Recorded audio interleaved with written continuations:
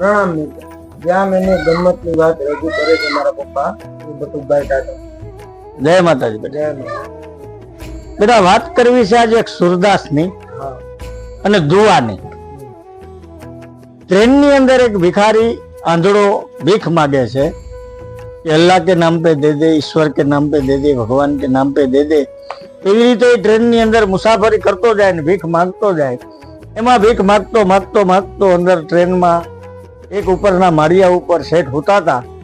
એ શેઠે ખિસ્સામાંથી 10 પૈસા કાઢી અને બીજા નીચે માણસ હતો એને કીધું કે ભાઈ આ 10 પૈસા લે અને પેલા સુરદાસને દઈ દે। તો એ સુરદાસને 10 પૈસા આપી દે છે।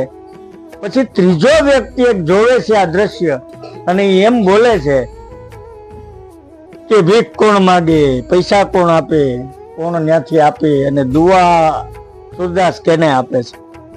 સુરદાસે દુઆ દીધી કે જેની મને પૈસા આપ્યા એનો અખંડ ચૂડલો રાખે, એનું જીવન સારું જાય, એને ભગવાન લાખો રૂપિયા આપે એવી દુઆ આપે છે। તો પેલો ત્રીજો માણસ એને જોઈ અને આ બધું બોલે છે કે પૈસા કોને આપ્યા, કોણે દુઆ કોને લીધી। ત્યારે બેટા સુરદાસ બોલે છે કે ભાઈ હું આંધળો છું, મારી દુઆ આંધળી નથી। મેં જે દુઆ દીધી ને એ તો મારો અલ્લાહ, મારો ઈશ્વર સાંભળે છે અને જેને મને આપ્યું છે ને એને જ દુઆ મળશે। એટલે દુઆ તો દુઆ હોય ભાઈ।